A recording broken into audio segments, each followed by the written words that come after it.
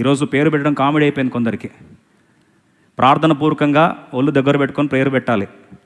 దైవజనులు కానీ లేకపోతే ఒక సంకల్పం తెలుసుకున్నప్పుడు ప్రార్థన పూర్వకంగా బిడ్డలకు పేరు పెట్టాలి. సినిమా యాక్టర్ బాగా డ్యాన్స్లు వేసాడు కాబట్టి నేను అదే పేరు పెడతా, ఆ యాక్ట్రెస్ నాకు ఇష్టం ఆ పేరు పెడతా అంటే అదే అవుతారు లాస్ట్కి. తర్వాత తల పట్టుకొని ఏడుస్తావు, ఇదేంటండి అలా అయిపోయారంటే మరి పేరు అలాగే పెట్టావు కదా అని. రండి, నిర్గమకాండం 2వ అధ్యాయం 10వ వచనం అందరం కలిసి చదువుదాం. ఆ బిడ్డ పెద్దవాడైన తరువాత ఆమె ఫరో కుమార్తె యొద్దకు అతన్ని తీసుకొని వచ్చెను. అతడు ఆమెకు కుమారుడాయను. ఆమె నీటిలో నుండి ఇతన్ని తీసి తిని అని చెప్పి అతనికి మోషే అను పేరు. ఇప్పుడు ఎవరు పేరు పెట్టారు? పెంచిన తల్లి ఎప్పుడు పెట్టింది? చిన్నప్పుడా పెద్దప్పుడా? ఎప్పుడండి? పెద్దవాడు ఎంత పేరు పెట్టింది అంటే పెద్దవాడి దాకా పేరే లేదా మోషేకి? ఉందంటారా లేదంటారా అండి? పేరు లేని అనామకులు ఎవరు ఉండరు కదా, ఏదో ఒక పేరు పిలుస్తారు. ఏం పేరు లేకపోతే అనామకురాలు, అనామిక, అనామకుడు, అనామక్స్ అని పెట్టుకుంటారు కనీసం. ఏదో ఒక పేరు అయితే ఉంటుంది కదా అన్నీ పిలుచుకోవడానికన్నా. నాని, చిన్ని, బుజ్జి, కోతి ఇట్లాంటి పేర్లు ఏదో పెడతారు కదా. ఇప్పుడు చిన్నప్పుడంతా ఒరిజినల్ తల్లి ఏదో ఒక నా కన్నలు, నా బుజ్జి ఏం పిలుచుకుందో మనకు తెలియదు. జోకవేల్ సిస్టర్ని అడగాలి పరలోకం పోతే. ఇప్పుడు ఆమె పిలుచుకుంది ఎప్పుడంతా? చిన్నప్పుడంతా. ఇప్పుడు పెద్దోడు అయిన తర్వాత అంటే 5 years తర్వాత ఆ బిడ్డను తీసుకొచ్చి ఎవరి చేతికి అప్పగించింది? ఫరో కుమార్తె చేతికి అప్పగిస్తే ఇప్పుడు పేరు ఎవరు పెట్టారు? ఫరో కుమార్తె పేరు పెట్టింది. ఒకసారి ఆలోచించండి. పేరు పెడుతున్నప్పుడు ఆ బిడ్డ యొక్క పర్పస్, ఆ బిడ్డ చేయబోయే పరిచర్య, ఆ బిడ్డ ఎందుకు, ఎప్పుడు, ఎలాంటి పరిస్థితిలో పుట్టాడు, దేవుని ఉద్దేశం ఏంది, అవన్నీ గుర్తిరిగి ఒక అన్యురాలు, హీదన్ అన్యురాలు పెట్టింది పేరు. ఏమని? మోషే. ఏమని మోషే? I drew him out of the water. ఆయన నీటిలో నుండి ఇతని తీసి తిని, నీటిలో నుంచి ఏం చేశాను? తీసి తిని అతనికి మోషే అని పేరు. చూడండి ఆమె పేరు ఏం పెట్టిందంటే నీటిలో తీశాను. జీవిత పరమార్థం చూస్తే అనేక లక్షల మందిని బానిసత్వం నుండి తీసే మహానాయకుడు అయ్యాడు. ఎవరండి? మోషే. ఇప్పుడు అమ్మ పేరుని దేవుడు సంతకం పెట్టాడా? పెంచుకున్న తల్లి పేరుని దేవుడు సంతకం పెట్టాడా? 80 years తర్వాత, 80 సంవత్సరాల తర్వాత ఈ మోషేకి పాపం మా అమ్మ పిలిచిన పేరా, పెంచిన తల్లి పేరా, లేకపోతే ఈ యొక్క జత్రో కుమార్తె, భార్యలు కొత్త పేర్లు పెడతారు కదా, ఏ పేరు? కన్ఫ్యూజ్ పాపం. పోతా ఉంటే దేవుడు సంతకం తీసుకున్నాడు పరలోకం నుండి. ఆ మండుచున్న పొదగా అనిపిస్తుంది. మోషే, మా పెంచుకున్న తల్లి పిలిచిన పేరు. ఇంకోసారి మోషే. Yes, confirm. ఏం కన్ఫామ్?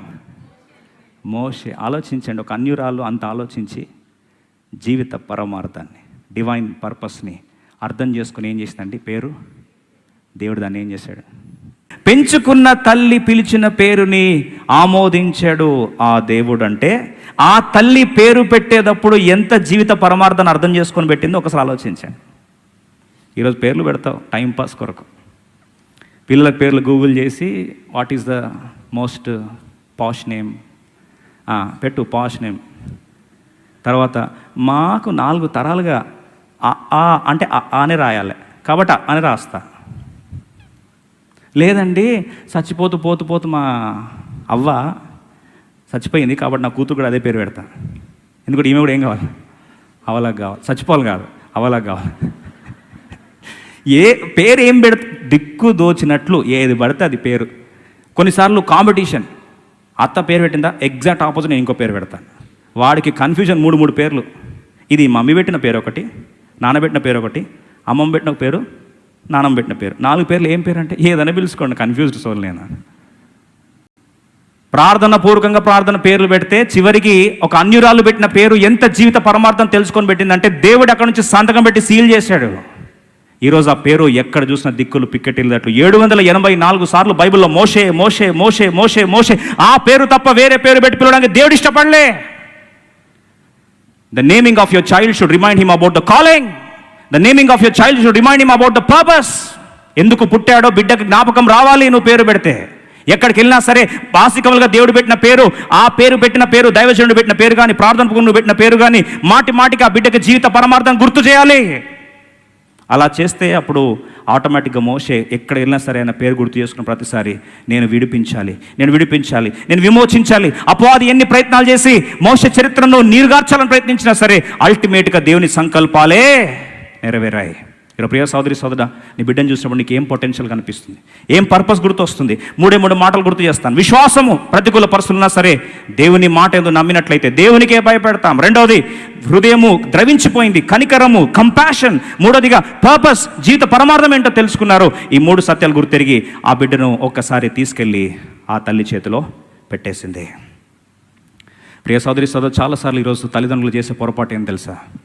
మనుషులు నీ బిడ్డల విషయం ఇచ్చే కాంప్లిమెంట్స్ కానీ మాటలు కానీ కంపేర్ చేసి వారిలో ఉన్న ఆశలు చంపేసి చివరికి వారిని పనికి రాకుండా చేస్తున్నావా? విరక్తి చెందే స్థాయికి తీసుకొస్తున్నావా? వారిలో ఉన్న ఆశను నువ్వే చిదిమేస్తున్నావా? నువ్వే తొక్కేస్తున్నావా?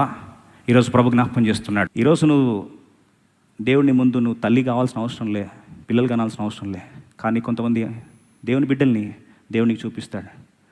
వాళ్ళ జీవిత పరమార్థం వారు గుర్తెరిగినట్లు, దైవ చిత్తం వారు తెలుసుకున్నట్లు ఒక తల్లిగా, ఆత్మీయ తల్లిగా నువ్వు వారిని నడిపించు.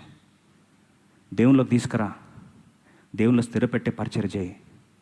సొంత తల్లి కంటే ఎక్కువ నేను ఏం చేస్తారు? గుర్తుపెట్టుకుంటారు. ఒక్క అడుగు ముందుకేసి వారు చేస్తున్న పరిచర్యకు ఒక్క అడుగు చేయుతనివ్వు. ఒక్కసారి ఎత్తుకొని ఆ బిడ్డను ఎత్తుకో, అంతే. జీవితాంతం ఆ పేరుని దేవుడు ఏం చేశాడు? ముద్రించేశాడు.